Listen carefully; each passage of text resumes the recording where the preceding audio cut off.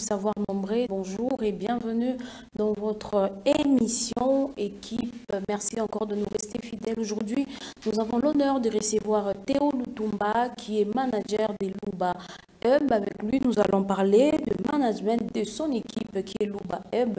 Dans ces beaux cadres, j'ai dit bonjour à Théo et merci de nous accueillir chez vous. Bonjour Nadia, bonjour également à ces téléspectateurs qui nous regardent de partout. C'est un honneur, à la fois un plaisir de vous recevoir dans nos murs, mais aussi merci pour cet espace ou cet honneur que vous nous accordez une fois de plus. En tout cas, toutes les personnes qui nous regardent dans ce moment connaissent M. Théo dans beaucoup de choses, dans beaucoup de facettes. En tout cas, c'est compliqué de me présenter des fois, je me présente par circonstance. Je dis oui, là, mais je me présente comme étant coach, comme étant. Et à un moment donné, on me reconnaît comme étant styliste, couturier. Donc, plusieurs casquettes. Mais bon, alors, aujourd'hui, on va parler de vous, on va parler avec vous en tant que manager de Luba Hub. Monsieur Théo Lutumba, parlez-nous de Luba Hub. Oui, pour commencer, Luba Hub, c'est tout simplement, d'abord, je lève l'équivoque que certains se sont toujours fait comme allusion. Quand on parle Luba, c'est la combinaison des deux noms. C'est Lutumba, Lou, et Batubenga, qui est bas.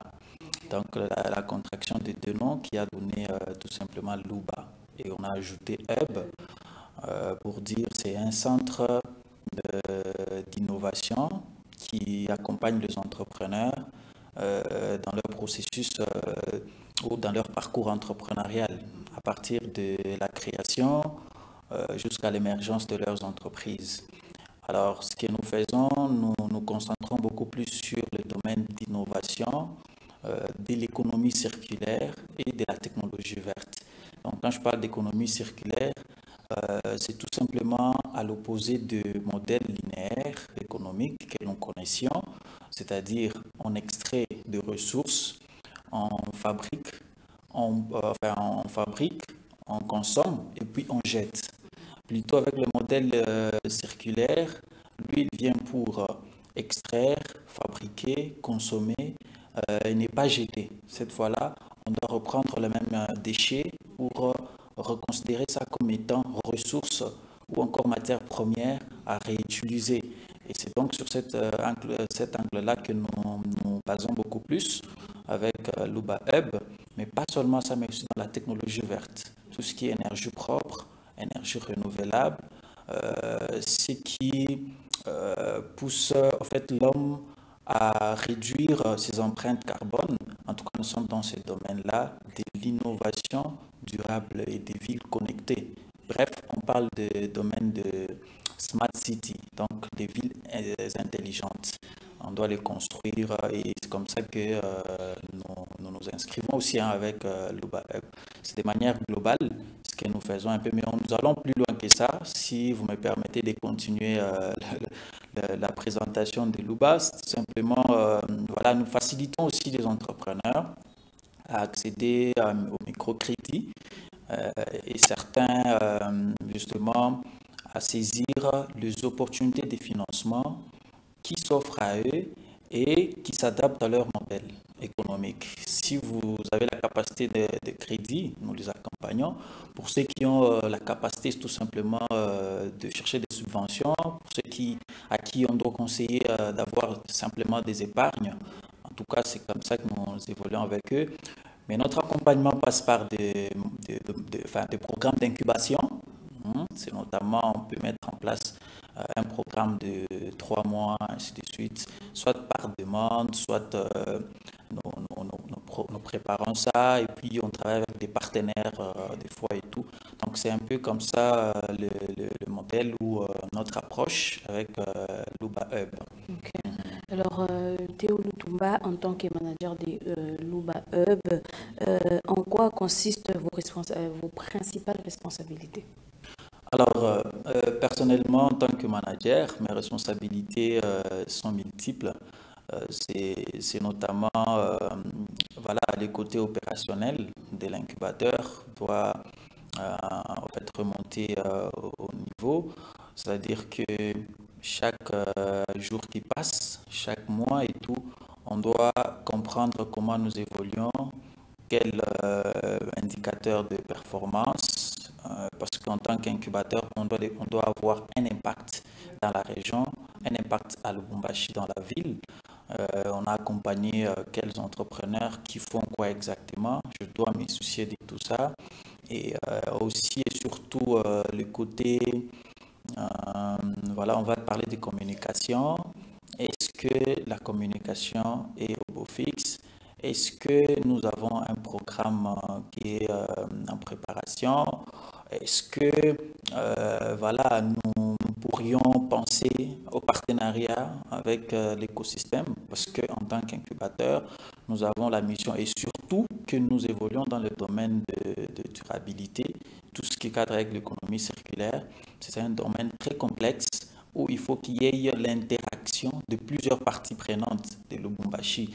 Donc on s'est dit, est-ce qu'on a déjà eu contact avec la mairie de Lubumbashi, par exemple? Est-ce que nous avons déjà saisi les universités parce que ce sont les acteurs clés dans l'économie circulaire et dans le domaine de l'intervention où nous sommes? Est-ce que les entrepreneurs eux-mêmes, est-ce que la communauté est engagée par rapport à tout ça? Donc c'est mon travail au quotidien. Je réfléchis par rapport à tout ça et je me dis, ça ne se limite pas seulement là. Ça, c'est beaucoup plus pour la croissance du hub et pour que ceux que l'on accompagne puissent déjà trouver des avancées beaucoup plus significatives dans le sens où ils ont besoin d'un réseau, ils ont besoin d'une facilitation, ils ont besoin d'être recommandés, ils ont besoin d'être fédérés, des lobbying, tout ça. Ils doivent trouver un terrain déjà bien banni, quoi. Donc, c'est le contour de ce que j'ai fait un peu comme manager.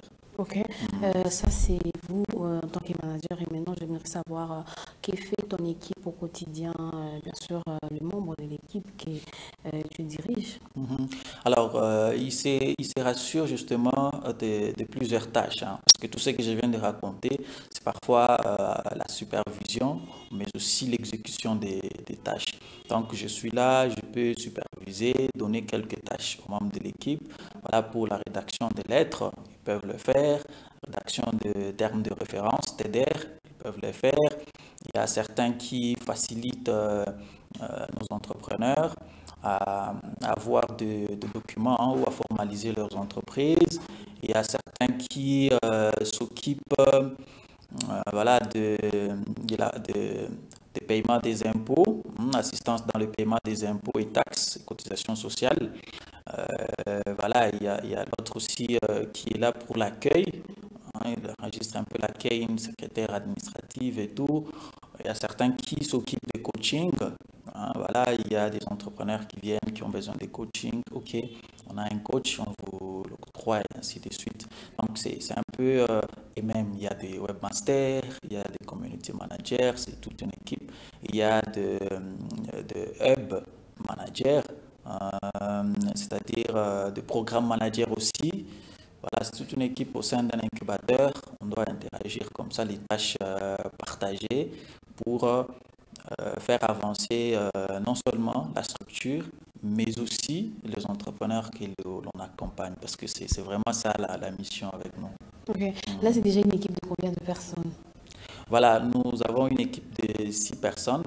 Ouais, voilà, on varie à 6 personnes, mais quand il y a nécessité, par rapport à un programme qui demande plus que ça, on essaie toujours de pivoter et voir dans quelle mesure travailler avec certains partenaires externes.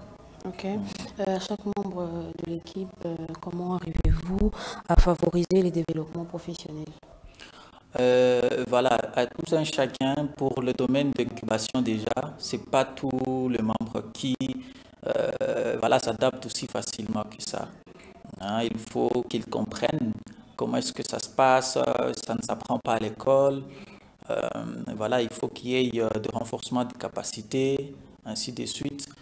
Du coup, on a un grand travail sur eux pour qu'ils puissent s'adapter, qu'ils puissent comprendre ce monde. Et on s'est dit, même s'ils ne sont plus avec nous, ils doivent comprendre qu'il y a en fait, un environnement qui le pousse aussi à booster son carrière, ou sa carrière, j'allais dire, sa carrière vers l'avant, hein. Voilà, le côté professionnel.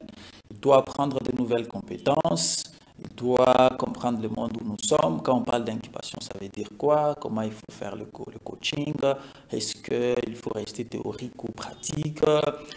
Comment il faut aller introduire un dossier à un endroit quelconque? Comment il faut élaborer des TEDR?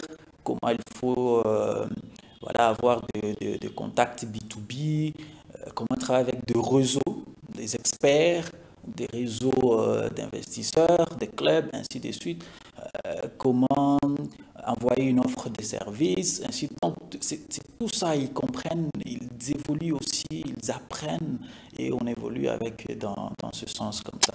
Et d'ailleurs, pour des programmes que l'on organise, comme peut-être c'est qu'on pourra parler de Startup Weekend, voilà, nous essayons toutes les façons de leur transmettre la mission, transmettre la vision. Parce que si l'équipe n'a pas bien compris la vision, c'est compliqué, on ne sait pas évoluer. Il faut que la vision soit partagée et dès lors qu'il est comprise, j'espère que vous pouvez marcher sur le même schéma. C'est comme ça que nous procédons. Ainsi, ils s'adaptent, ils évoluent, on sent qu'ils comprennent les domaines, est-ce qu'il faut déposer la lettre à tel endroit, et comment il faut faire les suivis, comment la réponse peut venir, est-ce qu'il faut à un moment donné voir un peu les côtés, comment je vais dire, carnet d'adresse, pour voir s'il y a des relations ou des interactions en informel qu'il faut activer pour ensuite. Donc tout ça, ce sont des techniques et on sent que malgré ils apportent un plus, mais ils en gagnent aussi pour autant parce que c'est un domaine nouveau pour eux et ils comprennent ça, ils évoluent avec. Voilà, et là, ça vous prend combien de temps pour que ces personnes-là comprennent et fassent ce que vous leur demandez, bien sûr? Alors là, c'est toute une carrière. Hein. Je peux vous remettre la question. Combien de temps ça vous a pris pour maîtriser le micro? Vous voyez que vous le faites bien, vous posez des questions, vous êtes à l'aise sur le plateau. Vous voyez que c'est toute une carrière, c'est des efforts que la personne doit fournir elle-même. Vous voyez, à vos débuts, vous avez quand même des mauvaises, des mauvais rappels, par exemple, vos faibles commencements, ainsi de suite. C'est comme ça qu'avec eux aussi, on peut avoir commencé. On ne peut pas leur dire, OK, dans 6 mois, la personne va s'adapter ou dans une année. Ça dépend du rythme, de l'engagement de l'agent en face de nous, ainsi de suite. Il y en a qui s'adaptent très vite, à 5 mois, il y en a qui peuvent s'adapter à 1 année, il y en a qu'il faut attendre 2 ans, parce que le rythme de tout un chacun et l'adaptabilité, l'intelligence, tout ça, ça interagit, quoi. Mais sinon, c'est un domaine qui demande beaucoup de maîtrise pour le comprendre et évoluer avec. Ok. Alors, face aux résultats ou aux plusieurs membres de l'équipe, quelles sont vos solutions à apporter? Oui, comme je l'ai dit, il faut toujours réfléchir le côté renforcement de capacité pour que l'équipe puisse bien revenir en forme et qu'il puisse répondre aux exigences du travail. Parce que, après tout, si le manager ne voit pas le faille dans son équipe et qu'il ne prend pas le travail de renforcer en capacité cette équipe, il n'y aura pas de résultat. Comme on dit toujours, il n'y a jamais eu de mauvaises troupes, mais il y a toujours de mauvais managers, mauvais maîtres. Voilà, c'est comme ça que ça se passe. À partir du moment où tu ne prends pas ta responsabilité de former, d'inculquer une certaine vision, voilà, c'est compliqué, ce sera biaisé. On comprend toujours le temps si on est insatisfait du travail qu'ils font. On essaie de pivoter, de renforcer en capacité pour qu'ils puissent comprendre le mode opératoire et comment ça se passe pour qu'il n'y ait plus de mêmes erreurs ou l'insatisfaction prochainement. Alors, Théo Ludumba, qu'en est-il du programme du programme du 7 au 9 juin 2024? Exactement, oui. En fait, pour cette année, nous sommes inscrits un peu sur les thèmes de la durabilité. C'est comme ça que ça fait appel au Smart City. Donc, nous, en tant que hub d'innovation, nous sommes dit, Ok, il y a plusieurs défis qui se posent à Lubumbashi du point de vue développement d'intelligence de la ville, on va dire ainsi. Qu'en est-il de la durabilité, ainsi de suite. On s'est dit, il y a plusieurs défis. Qu'est-ce qu'il faut? Alors, il faut encourager les entrepreneurs. Il faut encourager les jeunes, à majorité des étudiants et même des professionnels, à penser innovation. C'est dans cette optique-là qu'on a opté pour un thème qui est intitulé tout simplement l'innovation pour une ville durable et connectée. Quand on parle des villes durables, comme je l'ai dit, on voit un peu tout ce qui est côté recyclable, réduction de la pollution environnementale, tout ce qui est gestion des déchets, voilà, l'agriculture durable. Voilà, ce sont des secteurs que l'on a ciblés avec ces thèmes-là. Et nous avons obtenu une licence de Techstars, une structure américaine, qui a mis en place l'événement que l'on appelle Startup Weekend. Voilà, Startup Weekend, c'est un événement qui se passe pendant le week-end, comme son nom l'indique, qui prend 54 heures. C'est ça le concept. Dans 54 heures, les participants vont apprendre à lancer leur startup. Alors, l'objectif est beaucoup plus l'apprentissage de comment ça se passe pour lancer. Si vous l'avez déjà lancé, alors venez apprendre comment ça se lance normalement bien. Oh oui. Et est-ce qu'il y a des compétences qui vous manquent par rapport à votre gestion client, Voilà, il y aura des mentors pour vous encadrer par rapport à ça. Comment ça se passe les tout premiers jours? C'est un vendredi, le 7. On viendra le soir, tout simplement pour pitcher d'abord son projet, le partager avec l'audience qui est là, et puis il y a une dizaine, par exemple, ou une sixième, ça dépendra, de personnes qui vont, ou encore de porteurs de projets, qui vont être votés par l'audience présentielle le vendredi soir. Après cette étape-là, dès qu'il y en a qui n'ont pas été votés par l'audience, ou bien qui ne sont pas parmi les 10 premiers ou les 6 premiers, ils vont alors rejoindre les équipes de ceux qui ont été votés pour former des équipes de travail. Et le lendemain, samedi, ce sera le 8, ils vont travailler en atelier. Cette fois-là, ils sont en groupe, 10 groupes ou 6 groupes, ça dépendra. Les mentors sont en présence là avec eux. Ils vont leur montrer comment le modèle économique fonctionne dans leurs entreprises. Ils doivent apprendre un peu à perturber, à innover, à pivoter. Est-ce que ce modèle économique va rencontrer le marché? Qui est votre client, ainsi de suite, avec une méthodologie déjà bien préfixée par Techstars. On suit ça, c'est le samedi. Donc, dès qu'ils comprennent leur modèle économique, on revient maintenant les dimanches, les derniers jours. Qu'est-ce que l'on va faire? Toujours en présence des coachs, ils revoient un peu s'il y a des choses à améliorer. Et puis après, on leur donne un TP provisoire, même dans 30 ou 1 heure. Ils vont rencontrer des clients potentiels aux alentours de l'endroit où nous serons. Ils rencontrent les clients potentiels et de là, ils ont des retours sur leurs produits ou services qu'ils veulent offrir à la ville, qui veulent être durables et connectés. Alors, ils vont obtenir des retours de potentiels clients.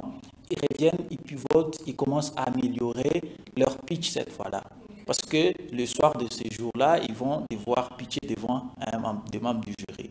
Dès qu'ils préparent leur pitch deck, ils répètent ça en même temps. Du coup, le soir, l'audience qui était là le vendredi soir reviennent. Alors, cette audience est constituée des experts de l'industrie, des acteurs de l'écosystème d'innovation de Lubumbashi. Ils vont être là pour assister aux séances de pitch deck. Le tout premier jour, vendredi, c'était 1 minute seulement. Tu pitches ton projet et il sera voté. Mais le dernier jour, c'est 5 minutes au maximum pour défendre son projet cette fois-là devant un membre du jury avec l'audience, constituée de personnes, une centaine, voilà, ou même 60 à 50 60 à 100 personnes qui seront là sur place. Du coup, les membres du jury vont choisir quelques meilleurs projets, selon eux, qui vont alors par la suite, après événement, être accompagnés par l'incubateur Lubapeb. Cet accompagnement va être à la fois pour poursuivre avec les processus de levée de fonds pour la recherche des financements et leurs projets seront mis en avant sur le réseau Techstase, un réseau mondial de professionnels, des entrepreneurs, pour que la visibilité dont ils ont besoin puisse être au beau fixe. Donc c'est un peu ça les concepts de Startup Weekend et on encourage beaucoup plus le professionnel, les jeunes, à saisir cette opportunité parce que c'est une opportunité d'innovation pour participer, n'est-ce pas, au processus d'intelligence de notre ville.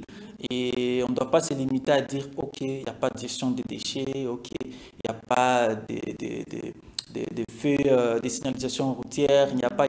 Chacun peut réfléchir à ce qu'il peut et puis proposer. Et il y a des fonds actuellement à travers le monde.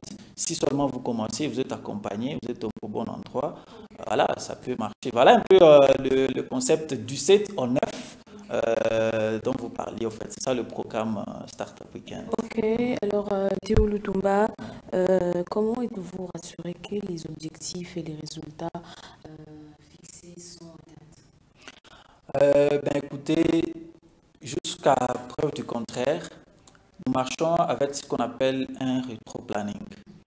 Et de surcroît, nous avons des indicateurs de performance. Donc, on se fixe des objectifs. Voilà, nous avons des indicateurs. Si on atteint ça, c'est-à-dire qu'on est à tel niveau d'évolution ou d'atteinte de nos résultats. Donc, c'est au travers ça, on dit, OK, on est à tel point, on est à telle date, est-ce que ce qu'on s'était fixé, ça a été atteint? Si ce n'est pas, on doit voir comment refaire le calendrier, ainsi de suite. C'est dans cette optique-là. Donc, jusqu'à ce stade, on se dit, on n'est pas encore arrivé à l'objectif en soi. Nous continuons encore. Parce que, on va dire, l'objectif ou la vision en soi, elle fait peur à nous qui sommes entrepreneurs, à nous qui sommes encadreurs des entrepreneurs.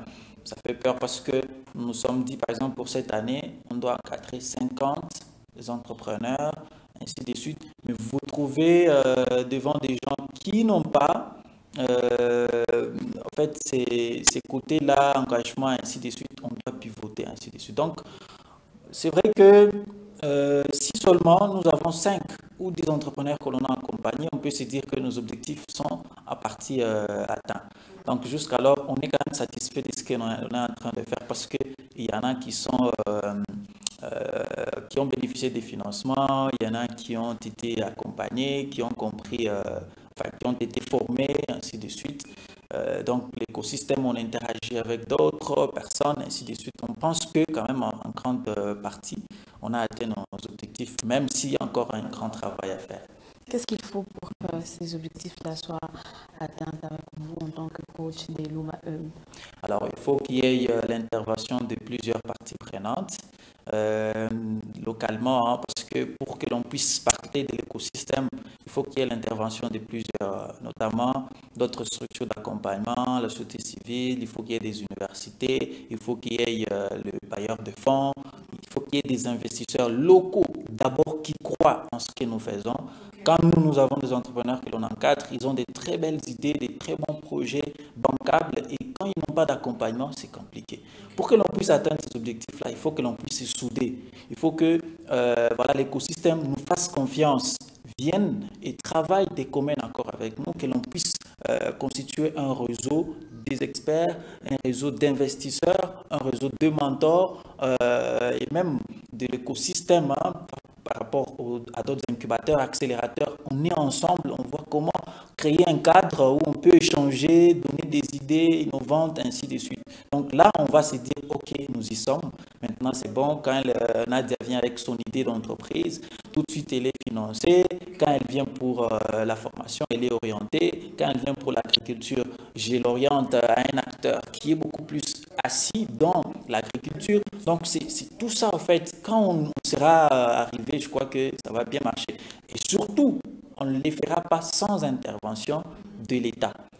Donc, c'est un acteur majeur Si lui, parfois, n'arrive pas à mettre en place un cadre réglementaire qui nous permet de pouvoir travailler, s'il n'y a pas d'infrastructure, s'il n'y a pas, on ne saura pas rester et parler de l'incubateur et de l'écosystème d'innovation à Lubumbashi. Donc voilà, c'est un peu très complexe, global, mais j'ai essayé de ramasser l'essentiel. En tout cas, merci beaucoup à toi Théo d'avoir accepté mon invitation. C'est vraiment un honneur de venir encore vers vous.